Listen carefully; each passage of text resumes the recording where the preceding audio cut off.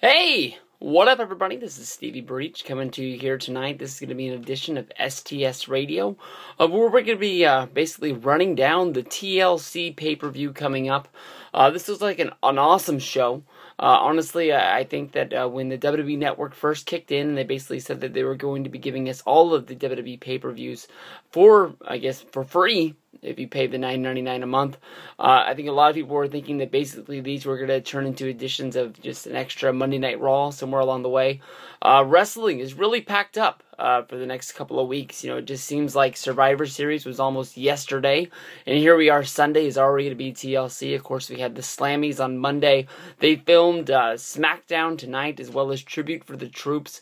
They always like to get a whole lot of stuff into the tank, basically to give the guys a little bit of time off to share the holiday spirit with their family, even though they call most of them back on Christmas Day to have a show. I can't remember if this year it's in Madison Square Garden in New York City, or if it's going to be in Chicago. I remember that it's in one or the other. I've heard some people talk about they're going to this show. I know the face that my wife makes when basically I tell her that I'm going to be going to Santa Clara for the week for WrestleMania 31, and basically, you know, next year we will be heading to Dallas, and I don't know what that face would be if I told her that I am going to the Garden to see WWE. That is probably a conversation that I will never want to have. I can remember the Sacramento Kings played a game on Christmas against the Dallas Mavericks a few years ago. Of course, this is when the Sacramento Kings were still a big highlighted team in the league, that they would get that kind of a spotlight on them for a big game.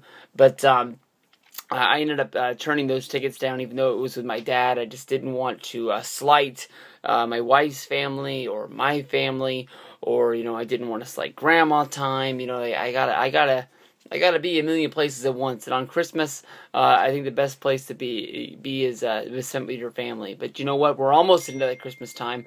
We're already taking orders at my work. People ordering up all sorts of crazy things. Prime ribs, turkeys, hams. You need anything, you come see me. I'll take care of you. People are already getting into the holiday spirit. But TLC, to me, honestly, the last few years, it's been really hard for me to get into December wrestling. There's so much things going on. You're being torn from one direction to the other to the next. And there's been a lot of news this month, basically from the CM Punk podcast, which we'll talk about later on during one of the matches. I'm going to bring that up, just basically saying that, you know, this is not good public relations right now, what they're doing. But I don't know. I've kept my interest in wrestling. Basically, a lot of times I just take December off. I was surprised when I went through the archives of my YouTube channel, Stevie Breach, that I don't really have that many reviews on TLC pay-per-views. And when I was trying to think back over last year's 2013 TLC event, of course, that was headlined by Randy Orton and John Cena going after the unification of the World Heavyweight and the WWE Championship. I don't even think I watched the show. Honestly, I guess I just read the spoilers, or I did what I did, and I have no clue. You know, when CM Punk was talking about his match against The Shield, then there was also Daniel Bryan going up against the Wyatts, both in handicap 3-on-1 matches. I had no memory of those, and when I went back and watched them, I was like, man, I have no clue what's going down. But I remember last month's Survivor Series, which I think was 2 weeks ago, might have been 3 at the most. You know, I was looking at the card before it went up, and I was like, man, this is a really good main event. And then it has some matches on there that I really just don't really care about that much. They didn't really put a whole lot of build into this. Somehow, they went from 5 matches to 9. I know that main event was 45 minutes long before Sting came out and ended up by taking out Triple H and then rolling over Seth Rollins and putting Dolph Ziggler on top to be the ultimate survivor for Team Cena to get the win. Of course, that sent the Authority away. We saw them on Monday Night Raw the next night, and we haven't seen them since. I was kind of surprised that they didn't win some sort of a slammy and sort of have an excuse to be onto the show last night. We didn't see the Raw GM. I guess that's a direction that WWE's not going to be going in. Maybe I guess that really was just a one-time thing. Maybe that was something they listened to the fans and saw that nobody really was reacting to the computer. John Cena really shut it down, didn't really pay any attention to it during the Seth Rollins thing when they came back from commercial that it announced 2 matches. And, it was just off to the races from there, and we never heard or saw from the anonymous GM again. I'm hoping, more than likely, especially with Monday being the return of Chris Jericho. With that, he's going to be the Raw GM for a night, or the guest host, however it's going to be. I don't know if he's bringing Fozzy with him or if he's just going to be himself. I know that when Chris Jericho has talked about, he is coming back to WWE, it's not going to be today, it's not going to be tomorrow on his podcast. He says that, he knows that he's coming back, and he knows that when he does come back, he's going to come back a way that nobody's ever come back before. I was really thinking that maybe they shouldn't have killed off the Bray Wyatt versus Jericho feud. Maybe Bray Wyatt should have just randomly gone out, attacked Jericho at maybe one of his concerts, put him in a burlap sack, and brought him to Monday Night Raw. Forced him to return. I think that was probably one of the best ways if we've ever seen somebody return.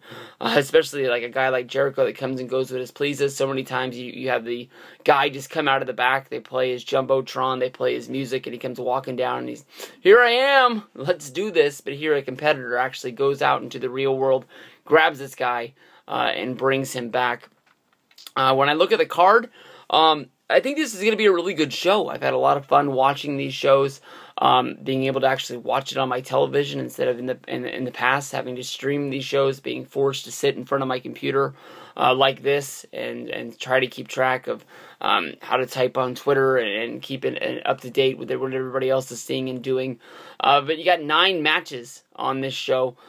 For some reason, WWE.com has it make it look like the biggest match of the night is Nikki Bella versus AJ. But you also get the TLC match, Dean Ambrose against Bray Wyatt. You get your tables match, John Cena versus Seth Rollins. Ryback versus Kane in your chairs match. The Miz and Mizdow is going to be going up against the Usos. That's going to be, of course, for the WWE Tag Team Championship. Rowan versus Show in the big steel stair match. That one's going to be a big one. Intercontinental Championship on a ladder match. Luke Harper against Dolph Ziggler. Of course, you have the rematch of Rusev going up against Swagger. And then your pre-show match of the night is the New Day going up against Gold and Stardust, the Dust Brothers. 2 tag team matches featured on this show. It's not the rebirth of the tag division, but hopefully we can look and see that if it really starting to grow to something. But I don't know, in the next little bit, hopefully it's going to be an hour, next couple of segments here, we're going to be talking about all of these matches and going through them through. Hopefully you guys will sit along for the ride and we'll get all of our info out to everybody. So sit tight. It's going to be a good little long one. Peace out, everybody. I'll see you in the next one. In the first match of the night, which is going to be held on the Mountain Dew pre-show, I can't remember, the kickoff, that's what they always call that deal. It's going to be a New Day going up against Gold and Stardust. These guys have been feuding back and forth for the last couple of weeks, but started up with the tag team turmoil to find the new #1 contender for the WWE Tag Team Championships. A New Day, a gimmick that was sort of started before SummerSlam this year, that didn't debut until just a few weeks ago. Basically, it was Xavier Woods gathering together his fellow brothers, Biggie Langston and Kofi Kingston. Basically, it looked like Xavier Woods was going to be some sort of a Malcolm X sort of leader, turning Kofi Kingston heel. Finally, Biggie Langston, I guess going back to the days of him following around AJ and helping Dolph Ziggler out and being involved in some tag matches and things like that. Kofi Kingston was a guy that really needed that heel turn. He's been sort of the rubber band man is something that I've referred to him in the past. Basically, Kofi can, spark a match just about any time with his athletic ability. I really don't like his Royal Rumble spots, but some people out there really, really do. To me, it just seems like, what's next? I don't really know what he can do to top his other one. But I can't really think of any of them that have really happened that have really stood out to me. Biggie Langston, I thought when this guy debuted, if you go back to a year ago, to Raws and SmackDown, Biggie Langston was involved in the main event slot of these matches that were going down on Raw and SmackDown. He was involved in a group of matches going up against The Shield, tag teaming with John Cena and CM Punk. None other than the number 1 and number 2 names in the company. Looked like the future was going to be really bright for Biggie Langston. Soon he won the Intercontinental Championship, if he hadn't already had it at that point. And nothing good happened from that. Much like a lot of the guys that hold the Intercontinental or the United States Championship. You get a few wins here and there, and next thing you know, they're using the championship as sort of an excuse to sort of, just make you lose here on Raw. We'll let you lose here on SmackDown, and next thing you know, you haven't won a match or you haven't really progressed in a feud in the last 2 months. And that was Biggie Langston. I remember cheering when he actually lost the Intercontinental Championship, saying, all right, finally we can move on from here, and finally we can pick up and have a new day. Oh, well, I didn't even mean to do it that one. But basically, Biggie Langston is a guy that I'm really a big fan of. I'm hoping that someday soon he will become a World Heavyweight Champion. I guess they don't have the World Heavyweight Championship anymore. It's the WWE. Or I don't even know what the new name of that new title is. But it's just one of those things that, when I talked about last year's TLC, basically with, Randy Orton and John Cena going out there and unifying the belt, that it really hurt a lot of guys. Sheamus is another guy that's out there. I know that Sheamus is out with an injury right now. He wasn't able to compete on Team Cena and be a part of the Survivor Series, and we haven't seen him since. He's quietly been gone. If you don't follow him on Twitter, you wouldn't have known he had the surgery. But Sheamus was the guy that, looked at as one of the biggest guys in the company because he held the World Heavyweight Championship. That belt goes away. Sheamus, has held the United States Championship for a little bit before losing it to Rusev. But nothing really came out of him having that belt. It just wasn't anything. At least when you hold, the World Heavyweight Championship, you have the prestige and you have the lineage of like Harley Race, Terry Funk, Ric Flair, Hulk Hogan. You're sort of linked in with those guys. And without that belt, no matter what feud you put those guys in, I'm always sort of going to look at them as, it is what it is. I know that it's not supposed to be that the belt makes the champion. It's supposed to be the champion makes the belt. But just if Biggie Langston could have captured that belt, people would have understood that this is a guy meant for big things in WWE, and it's going to come. Xavier Woods was a guy that I think most people will always link him to his time in TNA. He did spend a lot of time in WWE developmental. There's some people who say he's only been brought up to the main roster mainly to show off the fact that he has a PhD, that he is real smart, that, all wrestlers aren't stupid. It's sort of a PR move. I think Xavier Woods, Consequences Creed, whatever you want to call him, has a whole lot of talent. I really liked him in TNA. Of course, the X Division never really got the light that they should have. The guy can wrestle, and if these three guys stay together and WWE, puts priority on the tag team division, of course, having a pay-per-view with 2 tag team matches, I think this really could work. They're going to have to start getting some wins because basically with these guys having their Monday Night Raw debut during the tag team turmoil and not being able to win the whole deal, I know that they set up this match for the pay-per-view because of it. I think a lot of people were thinking they were a slam dunk.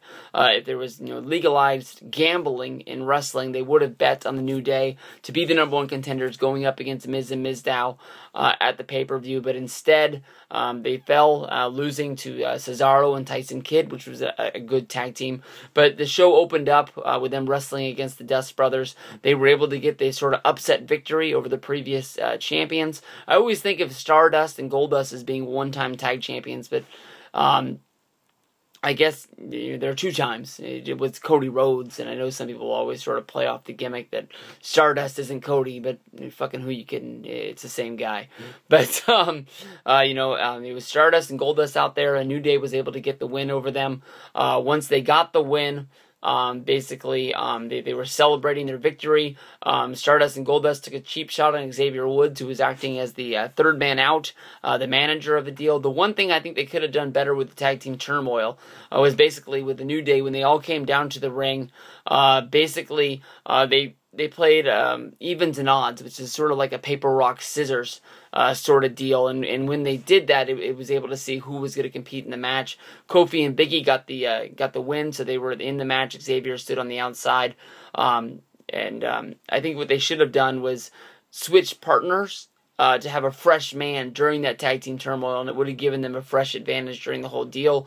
There's no rules that said they couldn't do that, since they were just announced as a new day, and then basically their competitors didn't even know who they were competing against till they could get down there. I think that's just something that could spice this team up and make them a little bit more different. A whole lot of people are looking at something like the Freebirds going on with these guys, and moving in that new direction. But of course, they got the loss to Cesaro, and Cesaro and Tyson Kidd, a new team. But of course, then they got their win back on SmackDown, which was a good match there.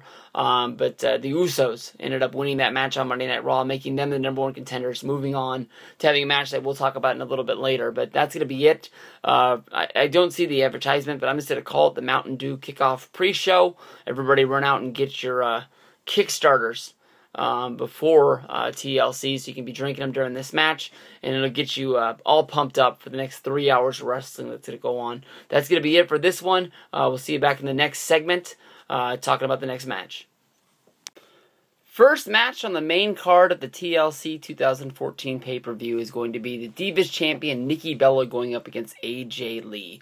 Honestly, I wasn't that very surprised that at Survivor Series, Nikki Bella was able to capture the belt from AJ Lee.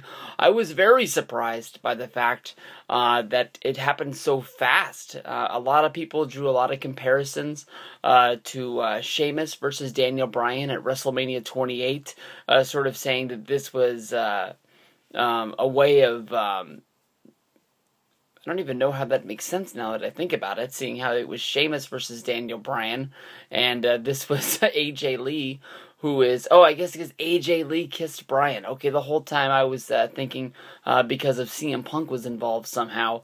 Honestly, I'm not surprised that this is a rematch, but I can honestly say that there wasn't been very much hype for this match.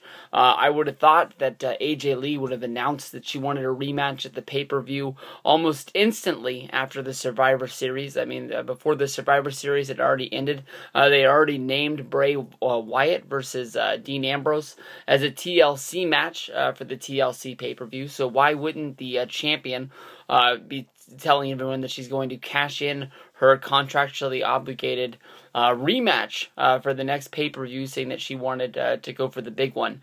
AJ Lee is a name that's been in the news for a good little while, and a lot of the news coming out of the AJ Lee camp hasn't all been that great. From listening to the Art of Wrestling podcast with CM Punk, he talked a lot about AJ, talking about fans chanting his name at her, basically saying that he wished that they wouldn't do that. It's sort of disrespectful to AJ. If you want to cheer for AJ, cheer for her, but don't cheer for him. It's sort of distracting, and it just sort of draws attention to him, who's no longer involved with the company. AJ Lee walked out of the Slammies holding her own Slammy for Diva of the Year. I honestly was sort of a little bit surprised by that. Of course, she did have the long 300 plus days of being Divas champion. She ran through everyone on the roster, even the lower sort of Total Diva girls got a shot at her, and no one was able to do it. Finally, Paige was able to come over from NXT, and we talked about that run for a good long time. It seemed like month in and month out, Paige and AJ were having matches on pay-per-view, and they just weren't really connecting and weren't really meeting right. I sort of picked Paige to win the Diva of the Year. I thought that with her coming in from NXT, it would sort of be like a Rookie of the Year almost trophy, or a big-time honor for her to take the top spot in the Divas division, even though when she did have the title, she was fighting the ranks of Alicia Fox, Oksana, Tamina, and just names like that that just really pop off the page. I don't know. I know that there's been lots of talks about AJ Lee walking away from the company after TLC.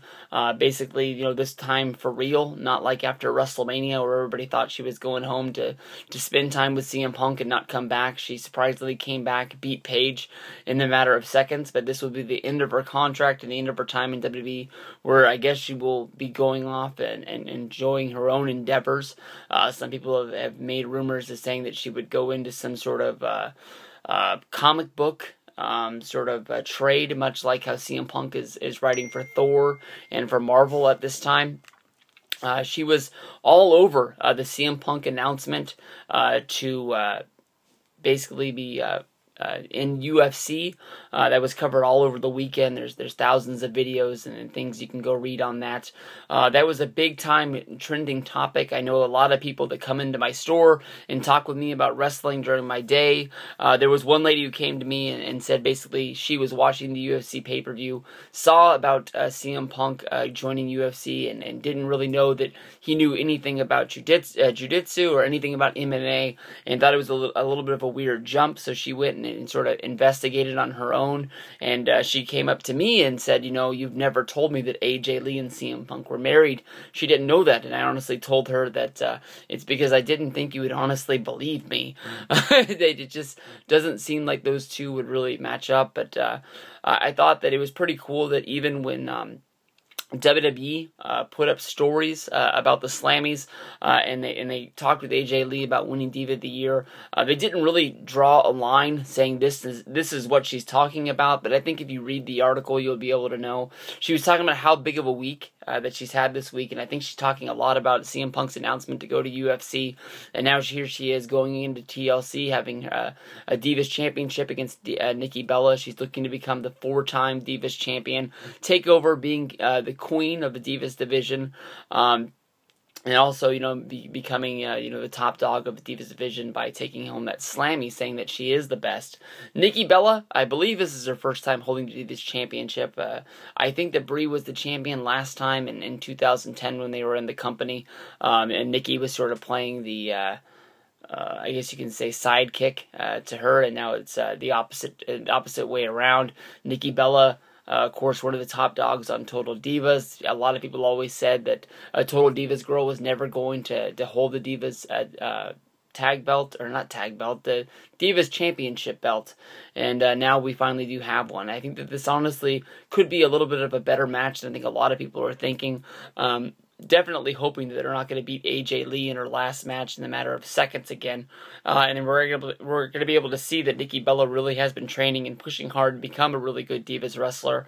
When you're rubbing up against John Cena and you're seeing the way he's training and pushing himself to become a better wrestler and become stronger, become smarter, I think that it's going to rub off on you, and I think that it's going to come to you. I think that Nikki's matches have been a whole lot better since returning to the WWE in the last 2 years. I think she came back right before WrestleMania 29. I think that's right, because that's about the time they started filming Total Divas, and that's when they got kicked off of the WrestleMania 29 show. They got bumped with their tag match before the main event of Rock and John Cena coming out because of the CM Punk versus Undertaker match running too long and taking up too much of the time and not wanting to take away from the main event. Honestly, in this match, I think I'm going to go along with all of the rumors that a lot of people have been saying that AJ Lee is going to be leaving the company, and that she's going to be just gone voyage, and we'll just move on from there. I think it's pretty easy to see by noticing that they've added new divas to Total Divas, and just about every diva that it is in the WWE is a part of the show except for AJ Lee. They made up the story of basically saying that AJ was protected and she didn't want to be featured on the show. I think it's just the fact that her contract was coming up. She's leaving, and they didn't want to make light of that so early on. That she was leaving. Those are just my thoughts about what's going down. So I'm seeing that Nikki Bella is going to be walking out of TLC as the Divas Champion. I think that's the easiest thing to notice. That'll be it for this Divas Championship match. We'll move on to the next segment, and we'll cover another match. Alrighty, everybody knows that I'm pumped for this one. This is going to be a damn good match right here. United States Champion Rusev going up against Jack Swagger. these guys really have torn the house down in my book the last 2 times they've gotten into the ring. I can't remember what the name of the match is, or the name of the show that was before SummerSlam, if it was Battleground or Payback or anything along those lines. It was the first time that Rusev and Swagger got in the ring, and Swagger was one of the most over guys in the company. I think he surprised a lot of people. A lot of people liked doing the "We the People" whenever Swagger would come out, and everybody sort of cheered along with that. But the first time that Zeb and Swagger came down to the ring to confront Lana and Rusev, I think everyone who was in that arena in WWE really got behind them. And I think that was on Monday Night Raw. When they did it the next night on SmackDown, I don't think WWE had any thoughts in their mind that people would be that behind it. Basically, they'd take something that's so easy, that wrestling used so many times back in the 1980s, it always worked, taking the big Russian heel and putting it up against the all-American American hero, whether if it's Hacksaw Jim Duggan or anybody like that just carried the flag down to the ring and just, fought for the red, white, and blue. Sergeant Slaughter is another name that mentioned that.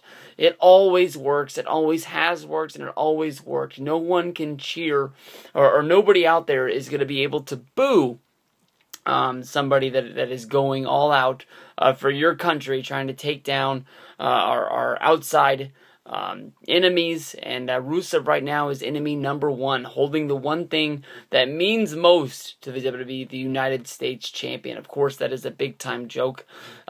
Jack Swagger held this title back in 2012, one of the worst reigning champions that's ever held that belt. The second he won it on a pay-per-view, he was immediately pushed right over to Superstars. Was the only place we saw him defend the United States Championship before finally dropping it along the way. If you can remember, Jack Swagger is the only man to ever hold a victory over Rusev, although it was a disqualification. Rusev has never been forced to tap out or been laid down for the 1, 2, 3. Swagger and Rusev had the great flag match at SummerSlam. I take great pride in one of my favorite wrestlers having a match that got put on the best of 2014 WWE pay-per-view matches. I can't think of another time that he's had a high quality match that's gotten that. The last time that Swagger's been in a high quality feud, I would have to go all the way back to WrestleMania 29 when he blew his shot at becoming World Heavyweight Champion. This is probably the 3rd shot that Swagger's getting at becoming a big star in WWE, and him being the guy who's going to be able to beat Rusev really could do it. I know that they put a little bit of a storyline into this, basically saying that Lana and Rusev attacked Zeb in the back. My biggest question was why Zeb was walking around alone before the Jack Swagger match where he was able to attack him. Why didn't Swagger chase down Rusev and put a beating to him in the back? We've seen basically where Jack Swagger's came out and attacked Rusev, on Monday Night Raw, and he's put a whooping on him every time that they've been out there in an all-out brawl that wasn't a match. It's been Rusev who is limping away after the ankle lock. I don't think this is where Jack Swagger's going to get the victory, but I would love it. You'd hear me all the way from Sacramento, California, marking out all over the internet. You wouldn't even need the internet. You wouldn't need YouTube or STS radio. Basically, it would just be me yelling out my window about how crazy this is going to be for him. I think that Rusev's going to get the win here. Hopefully, in all of the matches that Rusev and Swagger has done, Rusev has basically treated Swagger like he was one of his best friends in the business, making him look really, really big. But at the end of the day, Rusev's the guy who walks away with the championship, and he walks away with the win. But hopefully, we'll see Rusev limping on Monday Night Raw after TLC. I don't know what they're building Rusev up to at this point. You got to be thinking WrestleMania at this time. In my mind, I see John Cena going up against Rusev, being the guy for the United States to really take this guy down. But at that point, you really want John Cena going after Rusev, who is the United States champion. I know that a lot of people think that it's a downgrade when a guy goes after a mid-class championship after being, the WWE or the World Heavyweight Championship. Honestly, the two guys that come to my mind is Rey Mysterio and Chris Jericho. Honestly, neither one of those guys, it never really hurt their their main event capability. Whenever those guys fall into the mid-card, you always know that they're going to have a good match. And whenever they build their ways up to becoming a main eventer in WWE again, you always know that that's going to be another good match as well. Rey Mysterio is a guy that probably, in my mind, I don't want him to see him ever have the World Heavyweight Championship or the WWE Championship as well. If you go back and you think about, him winning the title, and being the champion after he beat Rey Mysterio. It was Rey Mysterio versus Kurt Angle versus Randy Orton at that one WrestleMania. And then, of course, after winning the championship, of course, he said that he did it because of Eddie. And then he would go on to be, just basically murdered. He lost to Sabu. He lost to the Great Khali. He finally lost the championship to Booker T. But it was just like he was the champion that couldn't win a match. Yeah, all the matches always end because of disqualification or count out, basically. I think they had to use the thing of Chavo Guerrero turning on him in order to give him another feud and get him away out of that main event. It was almost like WWE wanted Rey Mysterio to fail. Like they said, this is a great story to push us to WrestleMania, but there's no way in the world this is gonna work after this is all said and done. But back to this one, I'm cheering for Jack. I'm glad that he's on pay-per-view again. It seems when he's been on Monday Night Raw, the fans are really behind him, which means a lot to me because he's a guy that I've been rooting for ever since he was on ECW, even when he was a heel or when he was on Monday Night Raw, going after the United States Championship when MVP was having it. I thought it was the biggest miracle in the world when he won the Money in the Bank at WrestleMania 26, cashing it in, of course, beating Chris Jericho to become the champion. He didn't have the best run in the world, but I've been trying to push him to get back to that point because it's always fun when you pick somebody. It's almost like watching AAA baseball and pushing a guy all the way from the bottom all the way to the top. So I want to see Swagger back on top again someday, and I think it's going to happen. I think that he really is a guy that the company is sticking with and wants to see him get up to there. He has a great story. He has one of those great backgrounds of being an All-American wrestler as well as that football background. He beat Cain Velasquez, one of the greatest UFC fighters, not once but twice while in college. That's a great thing to fall back on. A lot of people doing a lot of the CM Punk talk about Punk leaving WWE and heading over and now going to be fighting for UFC. The few names that were mentioned of guys that were involved in WWE right now that could go right into UFC, Swagger was one of those guys that said if he goes in, could probably have a lot of success. So I'm looking all out for Swagger at the pay-per-view. Hopefully you guys are too. We, the people. That's going to be the end of this match. We'll go on and end this segment, and we'll be back with another one in just a second. Alright, and the first match of the night that I honestly have no cares about. It's going to be the Intercontinental Champion, Luke Harper, going up against Dolph Ziggler in a ladder match. This match, of course, was announced on the December 14th edition of SmackDown. The Santino Marella, who was the GM of the night running things, basically saw the attack of Luke Harper and Dolph Ziggler, and basically decided that if these guys are going to be fighting and using the ladder involved in their fights, then basically this needs to become a ladder match in order to try and bring some more sort of prestige to the TLC event. Honestly, in my mind, you think about Dolph Ziggler, he was the ultimate survivor, the only survivor from the Team Cena versus Team Authority match at Survivor Series. They sort of looked at that as a huge rub for him, even though that it really all boiled down to Sting versus Triple H. Sting coming down and nobody really knowing why he stuck his nose into Triple H's business, but basically making it where Triple H had to leave. At the end of the day, I can't even remember what knocked out Dolph Ziggler. I don't know if it was a pedigree from Triple H, or I don't even know why Seth Rollins was knocked out, and he was laying over in the corner because that stare down between Triple H and Sting was forever. And to the point of where just nobody moved, nobody got up, nobody got out of the way. And Sting was able to just grab Seth Rollins, roll him over, put Dolph Ziggler on top. Of course, Ziggler walked out on the Slammies. He was the guy who received the Slammy Award, and he said that he was honored to receive the award, but he believed that it should go to all the fans out there who are rooting along for Team Cena. Ziggler really got screwed on the way to that match, and that was sort of the build-up of what was going on.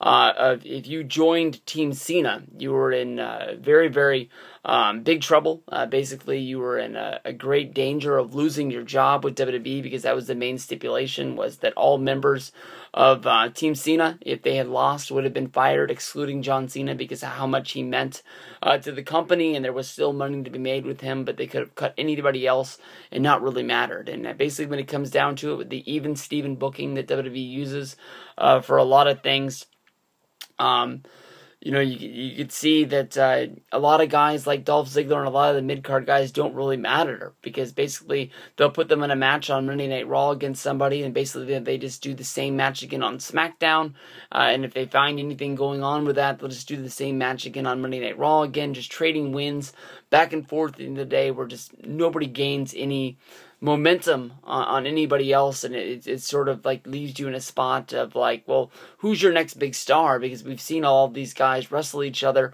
and we've seen them all trade wins back and forth. It's never like this guy has never been able to win the big one against this guy. They've never really built that story up to the point where you have to see Royal Rumble, because we've never seen. Seth Rollins has been in 1,000 matches. It'd be easier if I used other guys instead of using the guys on there, because somebody would probably pull up in the comments basically saying, oh, these guys fought at this one and that guy won. If you think about Tommy Dreamer versus Raven, they had 1,000 matches in ECW, and all of those matches were really legendary and really, really great. But the one thing that everybody remembers is that Tommy Dreamer was never able to beat Raven. And it was just always like he would be able to beat him up and beat him up and beat him up and never be able to get that 1-2-3 over Raven. Never be able to get that victory that he got his hand raised and was able to sort of build off of everything that was involved in that storyline. Finally, one day before Raven had left to go to WCW, Tommy Dreamer got that big win, and it was like him stepping up and taking that brass ring that everybody talks around in WWE. So they never are able to build that big storyline of these guys have had so many matches, because basically they'll let one guy win on Raw, they'll let the other guy win on the rematch, and then the next thing you know, we're left in this who cares sort of thing. Ziggler, to get out of that whole deal that just didn't really make any sense after I'm all done. Once he joined the Team Cena and made it known that he was going to be sticking with them, and he wanted to be the guy who took the authority down, they made it a point to sort of rub it in his face that they were going to beat him up and take his job away. They basically took his Intercontinental Championship. Luke Harper defeated him on a match on Monday Night Raw, and since then he's been walking around with the Intercontinental Championship. Luke Harper, in my mind, is one of the worst looking Intercontinental Champions that I've ever seen. To me, that belt means so much. I think we talked about this a few shows ago, going over one of the Ziggler matches. Just talking about how much prestige that belt had as I was a kid, whether if it was Mr. Perfect, Bret Hart, Texas Tornado, British Bulldog, all those guys in that sort of time period, you knew that if they had the Intercontinental Championship, that was the biggest stepping stone to them becoming the next big thing. Luke Harper, I'm a big fan of this guy. I love his big boot. I love his clothesline inside of the ring. Those crazy eyes work for him. He reminds me of one of my dad's friends that got real drunk and got crazy a lot. I'll leave his name out of the conversation, but basically, when I look at Luke Harper, he's the guy that I think of as one of my dad's friends, and if this guy got drunk and got loose into a WWE ring, this is basically what would happen. I don't really see Luke Harper as a real Intercontinental Champion. I think of him basically as a guy who's a stepping stone for Ziggler to get the belt back. I'm hoping for the best here. Ladder matches either are really good or they're really bad. I've never really seen a ladder match that's been somewhere in the middle. I'm really hoping, now that I'm looking at his eyes, he reminds me of Jason Lee on My Name is Earl as well, so I'm getting a lot of vibes off of him. But basically, I'm hoping that, the Wyatts, when they split up, Eric Rowan, I gotta wish that guy all the best. He's gonna be talking about him in his Big Show match sooner than later on this deal.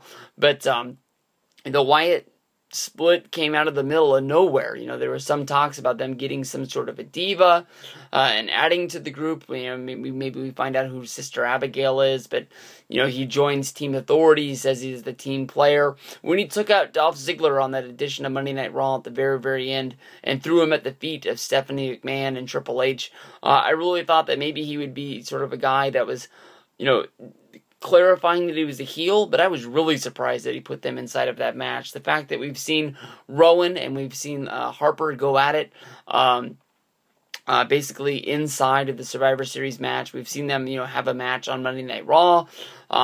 They're really blowing off what could have been a really good feud with what was killing off the Wyatts. I've never really seen them split a faction, have these guys have matches, and not have the matches really mean anything in the end. So I don't know what the grand scheme is for the Wyatts. I know that they're keeping them all in their same clothes, they're all in their same attire, and their same deal. Maybe if this doesn't work, as them all going in separate ways as singles, maybe that, you know, Bray hypnotizes these guys again and brings them all back together. But the one thing I know is that TLC in that ladders match is that basically Ziggler's going to be getting his belt back. And honestly, in my mind, I think there's a lot of other people that I wish that Ziggler was having this ladder match against. Ziggler has always come up big in a lot of stipulation matches and a lot of pay-per-view matches. He's great on Monday Night Raw. He's great on main event. He's great on Superstars. He does the most with whatever they give him. So I'm wishing the best for him. I think he's going to have a great match, and hopefully he'll walk out with the Intercontinental Championship. That's basically all I have to say about this one. So we're going to cut this segment short, and we'll go on to the next match in the next one. This one here is a game changer.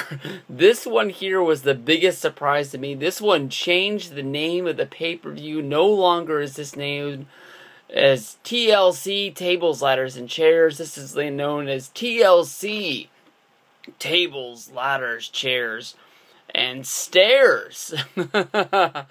Man, oh man. Honestly, in my mind, Luke Harper going up against Big Show, the two biggest guys from Team Cena and Team Authority going at it. I'm really surprised how much the fans have really gotten behind Eric Rowan and splitting off from the Wyatts. He sort of seemed to be like the one guy that was going to be the odd man out. When I think about the other, you know, trio that really broke up in WWE, which was the Shield, of course. You know, Roman Reigns was pushed as he was going to be the big, huge name. He's going to be, you know, going on to more than likely main event WrestleMania 31. Right out of the gate, with the Shield breaking up, he went right into the WWE Championship match at Money in the Bank. From there, he would be going after Randy Orton at SummerSlam. You know, having these big featured matches, while Dean Ambrose and Seth Rollins would be having the rivalry match from the breakup of the Shield. They sort of seemed like they took the back seat role.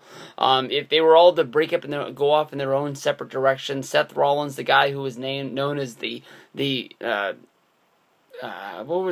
they called him, the architect of the Shield, the guy who basically put them together, and the guy that basically was, you know, putting the pieces in place for this team to work together.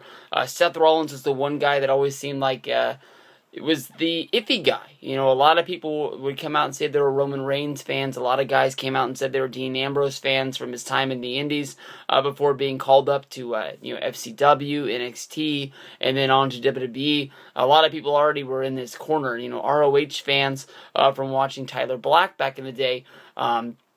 As he was getting the fast forward push up the way, you know, sort of people, you know, fell off of his bandwagon. He sort of seemed to be the third guy. Eric Rowan, to me, honestly, was the third guy that was in there. And for him to be featured in a match in the Big Show, you got to congratulate this guy. Of course, all three members of the Wyatts are going to be on here. Bray Wyatt, you know, almost main eventing this show, I guess you can say, in the featured TLC match against Dean Ambrose. Luke Harper in the last match we talked about, going after the Intercontinental Championship in a ladder match. But to me, honestly, these are two big guys, and you guys know from watching these and listening to the show on here, I love when two guys get in the ring. It reminds me of 80s style of wrestling, just, you know, just two guys going out there, they can hit each other as hard as they can, and in this case, you know, with the stairs being legal, being able to hit each other with anything they got out there in the ring. And this is going to be a barn burner. This is going to be just, you know, just fist on fist. You're going to be able to hear the pounding through your television as you're watching this on the WWE Network. But to me, honestly, this match to me got over in my mind by one lucky bounce. Big Show nailed Eric Rowan right in the head with those steel stairs on Monday Night Raw, and then Big Show sort of like is like a baseball hitter at the plate after crushing a huge home run, doing the bat flip, sort of just dropped the stairs right there to show off how big and bad he really is. And as the stairs bounced, they took a bad bounce and they just came up and they just hit Rowan one more time, almost looking like it was an intentional shot by Big Show to be taking him out. I don't know about you guys, but sometimes when you hit yourself on accident, you run into the corner of a table, or anything else, reaches out and grabs you. I'm trying to think of anything else with a point. Something stupid has happened and it just hits you in the head as you're walking by because you're not noticing a shelf or something like that.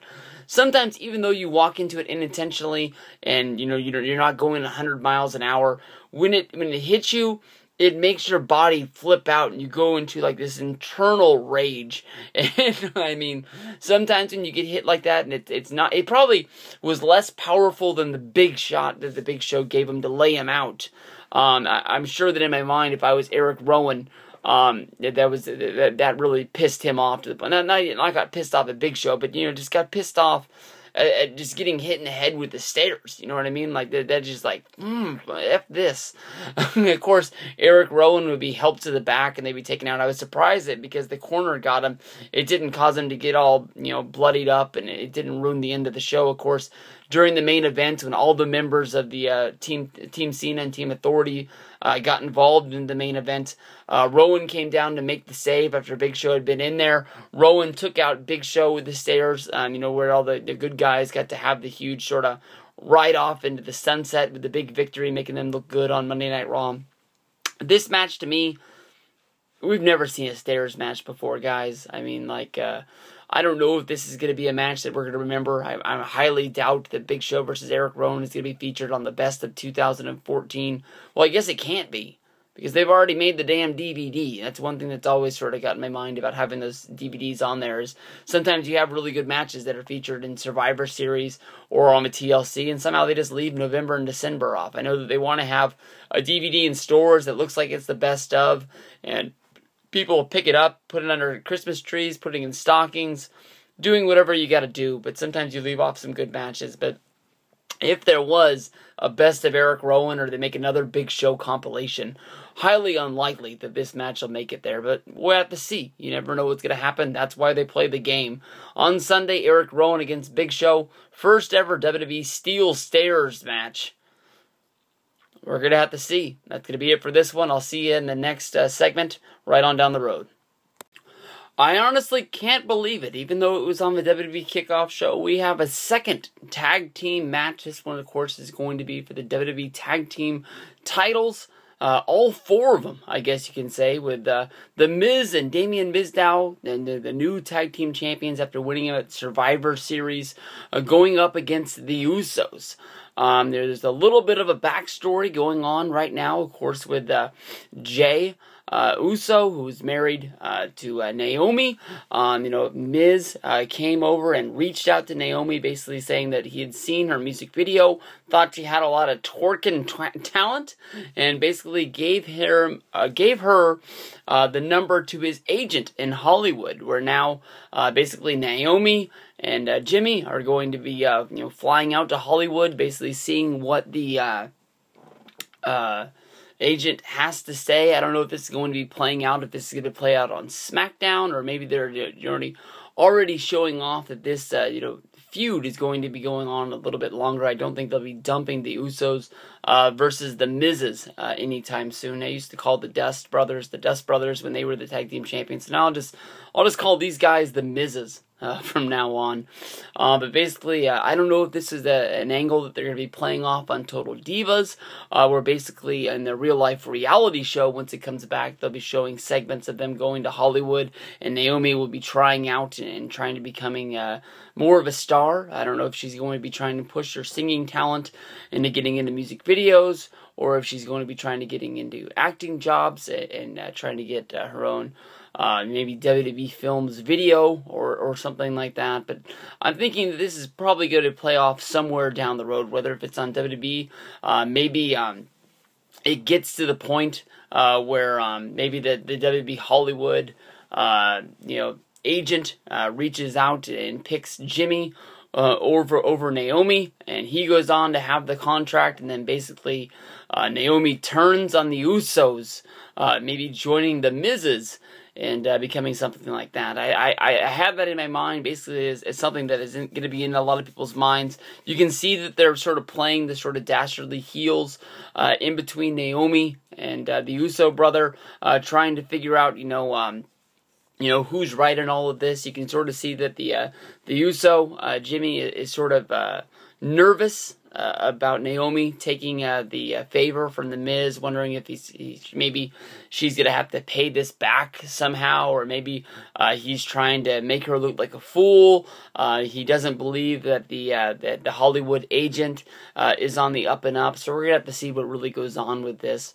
Honestly, in my mind, I think a lot of people really love the Miz's. I think they like having them as the champions. We saw them win a Slammy for the longest little while when they were the singles act and Miz was the Intercontinental Champion or going after the United States Championship.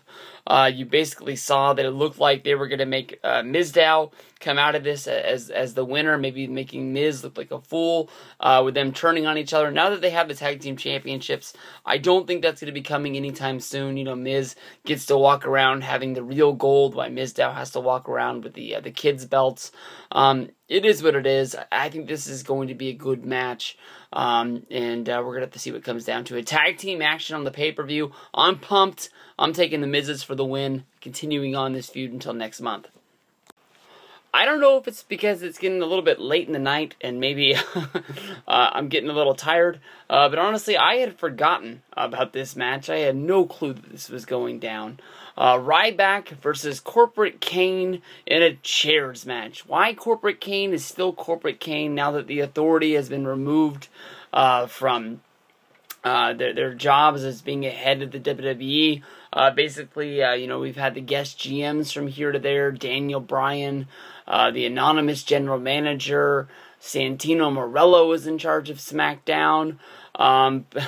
Why he is still running around being Corporate Kane, I have no idea. It's one of the worst gimmicks that I could ever think of for a guy that used to be one of the biggest monsters in all of the WWE.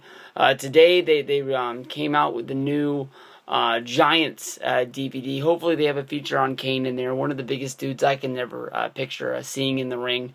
I know that Gemini was able to go out and pick that one up. It just seemed like one of the DVDs that I just was going to skip on and move on around my way. These are two of the biggest dudes involved in WWE, and I don't know. In my mind, this is easily one of the reasons why WWE needs to get away from naming the pay-per-views after matches. Don't have TLC as a pay-per-view. Don't have Hell in the Cell as a pay-per-view. Don't have Elimination Chamber as a big-time pay-per-view. Have them sporadically placed throughout the year. I know that they like to sort of set things as they're playing in motion, but have them like on the back burner, so where basically if they do have some sort of a big feud, one of the writers can pitch, hey Vince, do you think it's time we have a Hell in the Cell match? That way it's like when WrestleMania 28 was announced, Undertaker versus Triple H in the Hell in the Cell. That's why everybody went berserk, whether it was on Twitter or YouTube, just in shock and awe of like, what are you talking about? We're going to have an April Hell in the Cell match? We normally get this once a year and it happens in October. Honestly, in my mind, if it's a lot like, the Money in the Bank show, you have the one Money in the Bank match. If it was just TLC, tables, ladders, and chairs as the pay-per-view, and you knew there was going to be one TLC match, that's fine. But in order to find a way to have a ladder match, to have a stairs match, to have a chairs match, to have a tables match, honestly, in my mind, it just stretches the guys too thin. Ryback and Kane more than likely could have some sort of a good match inside of a WWE ring on this pay-per-view. But to me, to sort of classify this as a chairs match with these guys sort of fighting over who's going to get the first chair to be swinging around and then be legal in what's going down, I have no idea. The way that they put this match together with, Kane being involved and being corporate Kane because of the loss of the pay-per-view, and Daniel Bryan, the GM of the night, sort of, putting guys in places that, would sort of embarrass them, or putting them in matches that, they would be, on the, I guess you could say, on the dog side of the other thing. Definitely not the favorite of the match, much like when Seth Rollins had to team up with his lackeys to go up against John Cena and Dolph Ziggler. Even though it was 3-on-2, you could definitely tell that the favorite of the match was John Cena and Dolph Ziggler. There was no way in the world that anybody was going to be getting behind the security for Seth Rollins pushing them up to the top. Ryback and Kane. Ryback is the guy that I'm really behind. I think that he's the guy that could be pushed back up to the top. I honestly was very surprised that they were able to get this guy over so fast. The injury is probably what got him over, was not seeing him on television. He finally comes back and has a return. You just go squash match, squash match, squash match. And people got behind, the Feed Me More, Wake Up, and all the chants that go along with Ryback. I mean, I think that he definitely could be a big star. Definitely when we look back at his career, we'll have to look back at, 2013 and 2014 as, what could have been if they wouldn't have sort of killed this guy off. Easily you can see that he's probably going to be fighting in this match with a sort of a chip on his shoulder, seeing how CM Punk had all the negative things to say, and that's what's on a lot of people's minds is, CM Punk went as far to call him the steroid guy and basically called him stupid because, Ryback kicked him in the ribs and injured him. He wasn't able to hit the table spot right when he was supposed to throw him through the table. Punk just flat out missed the table, and I'm not putting any of the blame on Punk or Ryback. I'm just thinking that a lot of that, when I was listening to it, it's just wrestling. Yeah, the guy might not be the best wrestler in the world, but he does have a look that goes along with, professional wrestling. When you think of Hercules Hernandez out of the 80s, easily one of the biggest wrestlers I've ever seen muscular-wise. He wasn't one of the best wrestlers, and he wasn't one of the most over wrestlers, but when he did get in the ring, whether it was Power and Glory or whether a match against the Ultimate Warrior, people got behind that match, whether it was wanting to see Hercules win or whether it was to see Hercules lose. There's always going to be a place in wrestling for a guy like Ryback, a guy that, there is no other job that this guy could be doing other than whooping ass inside a WWE ring. I'm 100% behind Ryback in this match. I think he's going to get the win, and I'm hoping you guys are with him too. Co-main event here. So basically, tonight we're going to talk about TLC, Tables, Ladders, and Chairs as a match, which is going to be Dean Ambrose versus Bray Wyatt. This match happened at the Survivor Series. It was one of the co-main events there. I think going in to the Survivor Series pay-per-view, it was all about Team Cena versus Team Authority. And the only thing to carry the minor undercard was Ambrose versus Wyatt. That match, basically, I don't know who was it, who was the agent of that match, but basically in my mind, I thought it played out horribly to try and hype us up to care anything about a Bray Wyatt versus Dean Ambrose rematch at TLC. I think that the only thing that they cared about was getting over TLC as a whole. Basically, I think a lot of people, when they thought that WWE was going to be moving into giving the pay-per-views away for free, maybe calling them special events, that these would just be like special couple hours of wrestling a month. I don't know if it would be called Sunday Night's Main Event or just Sunday Night Raw or just something else to go along with it, but they've sort of kept the pay-per-view names to sort of give them a special feel along the way. But that's the one thing that sort of knocked it down a little bit in my mind. Ambrose and Wyatt, they got into the ring. They tore each other apart for a few minutes. Wyatt went to the outside from underneath the ring, grabbed a chair, and brought it into the ring, only for Ambrose to sort of intercept it and get it in his hands. Wyatt went right into the pose, just saying, "Go ahead and hit me. Hit me right there in the face with an unprotected chair shot," something that is never going to happen in WWE. Basically, Ambrose wasn't going to hit him, so as Wyatt started to get up Ambrose changed his mind and did take the chair shot, but right into the gut. Nowhere near the face, nowhere near the head, playing it safe the way that we knew it was going to be. From there, Ambrose took the attack to Bray Wyatt after the ref called for the disqualification, pouring on Terry Funk style, chair after chair on top of Bray Wyatt, then bringing a table into play, putting Bray Wyatt through the table, bringing another table and putting Bray Wyatt on top of that, and climbing to the top of a ladder that was then brought into the ring.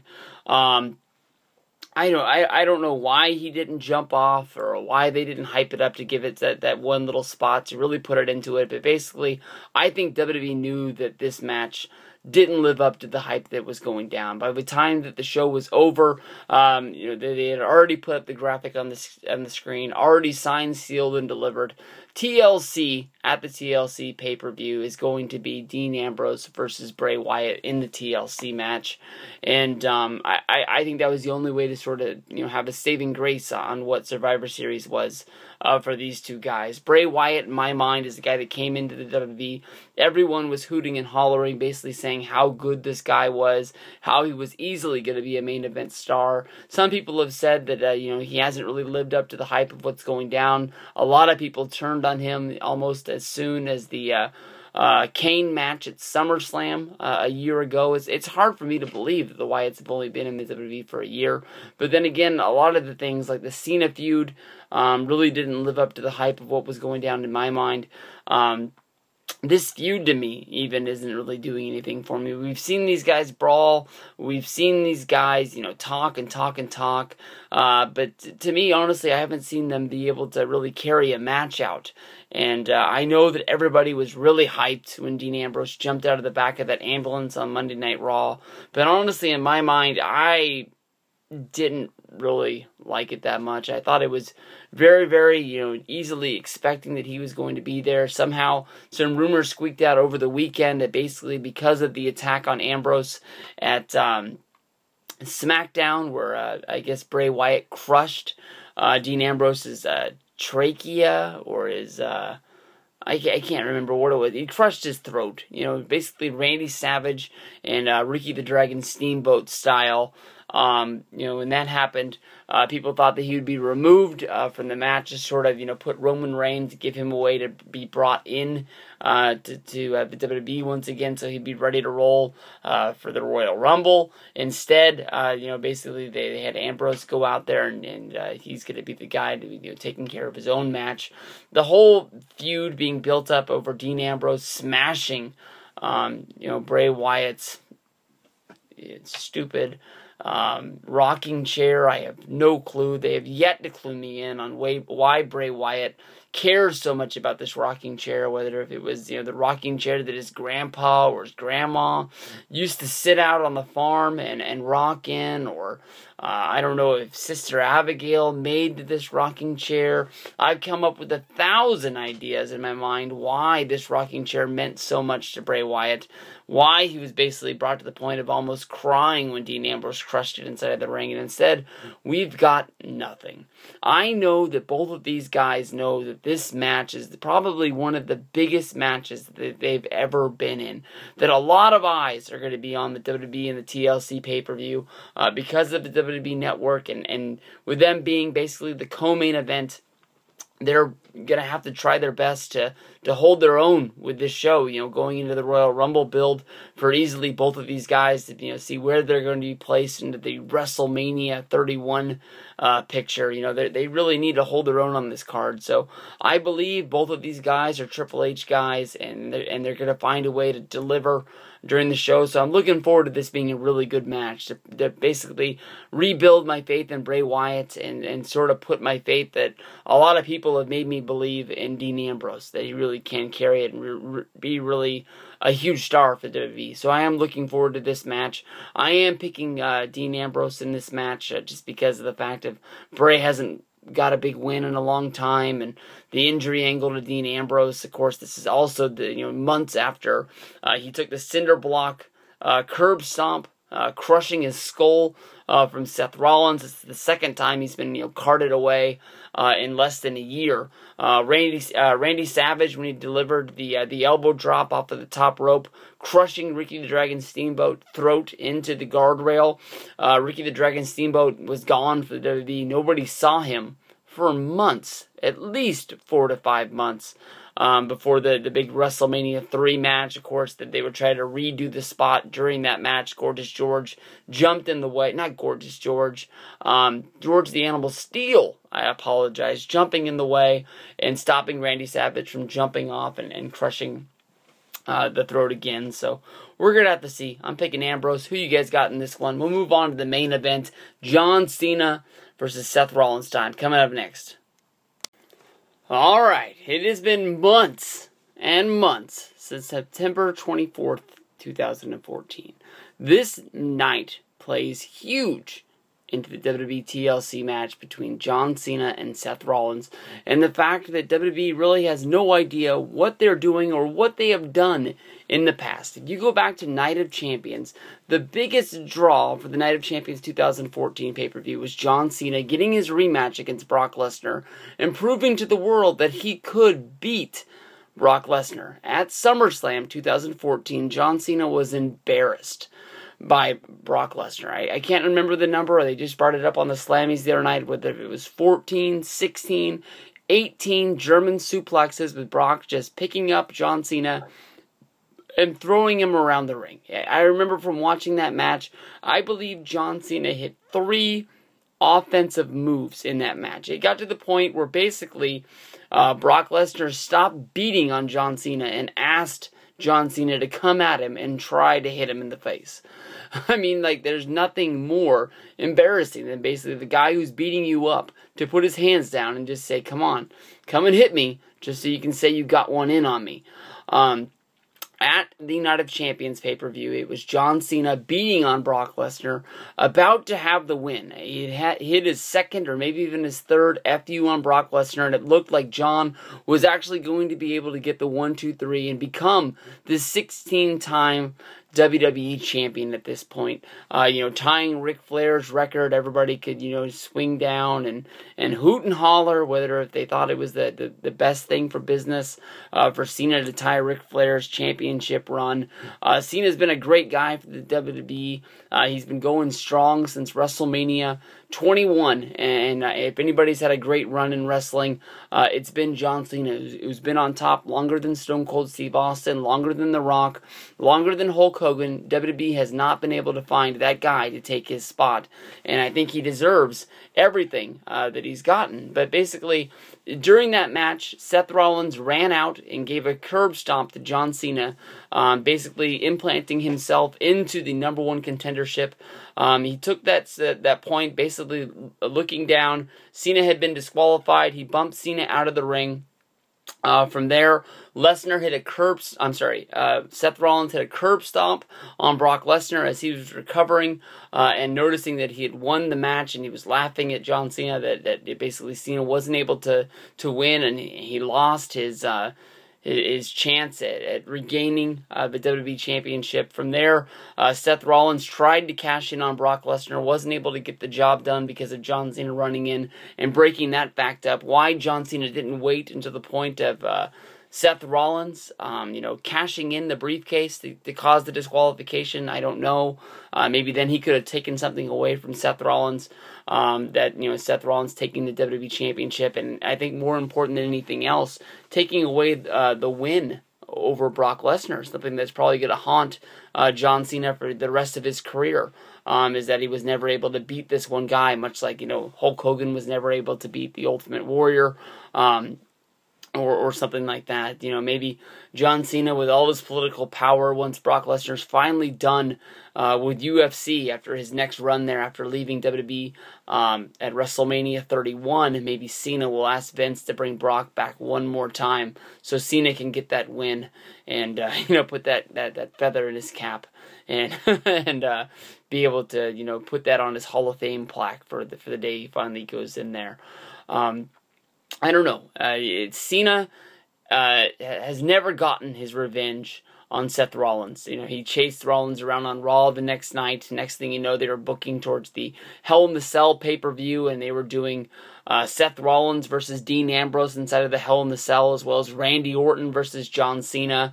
After that event, basically they did John Cena versus Seth Rollins on a Monday Night Raw match, and they never even talked about the fact of, Cena should be chasing Rollins around, wanting to kill him, and here we are in December, and they're building this up as Cena versus Rollins, and they've never once talked about the fact that, Rollins cost Cena the shot. Should be basically John Cena wanting to run down to the ring and rip his shirt off, Hulkamania, Hulk Hogan style, because of the fact that, Rollins cost him this, and if you go back and you think about how bad, John Cena's, I guess that was 2012 was, after losing to The Rock. Basically, he was never able to really regain momentum after WrestleMania. Of course, he was able to win the Money in the Bank, which he lost on Monday Night Raw. And, that year just wasn't Cena's year. He was never able to beat CM Punk. He did beat Dolph Ziggler at the end of the year, but it never really got... No, he didn't. Ziggler beat him because AJ pushed the damn thing over. That was another thing that, Cena lost. And, he was able to regain and start 2013 fresh, winning the Royal Rumble, and then going on and facing Rock at WrestleMania 29, where he was able to finally beat Rock, and then, his career went off from there. But the fact that the writers have never once mentioned this, I have no clue. I don't know if it's because of the fact they don't like to mention that Brock Lesnar isn't around. But he was mentioned a lot because of the Slammies, and we haven't seen Brock since September. I was really hoping that he would come back for Survivor Series. I was really hoping that he would come back for TLC. They've sort of put this in there because at the October pay-per-view for Hell in the Cell, when John Cena beat Randy Orton inside of Hell in the Cell, John Cena became the #1 contender. Of course, it's been a long time that he's been holding on to that #1 contendership. It's not like a Money in the Bank. It's just sort of, he's going to be told when he can do that. I don't even really think of Seth Rollins with the Money in the Bank. If he still carries that damn thing around, it's just became to the point where it's camouflage to me.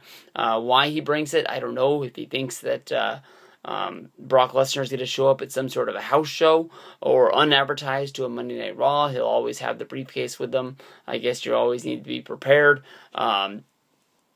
I got no clue, but this should be a really good match. John Cena, of course, if you think about tables match, doesn't have the best record in these. If you go back to the 2010 TLC event, I think a lot of people were really surprised when John Cena slipped off the top turnbuckle. As he fell, he went right through the table. Sheamus didn't hit any offensive move on him. John Cena just made a mistake. Sheamus became a WWE champion that day because of Jesse Ventura making it a tables match, naming him the #1 contender because he wanted to have a #1 contender that no one had ever seen before. That definitely has to be a Raw that's on the WWE Network. I haven't gone on and looked. It just came to my mind as I was talking about this. But if it is, that is a Raw definitely to go back and check out. Basically, with there was a Battle Royal with anybody who had never won the championship, and Jesse Ventura, basically, who is a guest, a Raw host or whatever they call those things. I should be remembering this because of the fact that they've had Larry the Cable Guy, they've had Seth Green was just on, but they were really happy with those 2010 Raw hosts, guest GMs, whatever the heck they were called, and they were pumping those things out every week. How they were able to get those people in every week. It was kind of surprising to me. You would think that they would run out of guys volunteering to be there, but then again, I guess it is free promotion in front of 1 million fans out there, even if we hate you at the end of the night. People are at least saying your name and getting that out there. But I think Cena has to beat Rollins at the pay-per-view. I think, well, then again, when they did release that, when they did release the thing talking about the Royal Rumble, they did talk about Roman Reigns and John Cena being the top favorites to win the Royal Rumble. So then again, if Cena doesn't win and Rollins does, Rollins still has the Money in the Bank, but there is no #1 contender because Cena wouldn't have it anymore. But then again, they could try and hype up Monday Night Raw with trying to find out who the number 1 contender is again, and hopefully they wouldn't do like a beat the clock. Hopefully it would just be like, John Cena versus somebody to find out who the number 1 contender is. Maybe they can do a tournament. Maybe that would pump some life into a 3-hour Monday Night Raw, trying to make that a little bit better. But I don't know. I'm trying my best to try to think of a way of Cena not winning this match and Rollins getting a main event win and try and help him out a little bit that way. But Cena has to win. I think they're going into Christmas. They want people happy. They know that more than likely for the next 2 weeks, people aren't really going to be watching WWE until after the holidays. Then they're all going to be pumped, ready to go for the Royal Rumble. With that, it's probably going to be Brock Lesnar's match against John Cena. Cena needs to look strong going into that, so it's got to be Cena getting the win. This is going to be a damn fun show on Sunday. Hopefully you guys will be checking it out on the WWE Network. And as well as there, come on over back to the Stevie Breach channel. Sunday night we're going to be talking all about the matches once again. And we'll be running them down match by match, talking about all the finishes and where we think they're going from there. And of course the big Royal Rumble in January. Who's going to be the man to go on to WrestleMania to main event against whoever that champion would be? More than likely at this point, Brock Lesnar. WrestleMania 31 right up around the corner, guys. We got to get there in a hurry. I got my tickets. I'm ready. Peace out.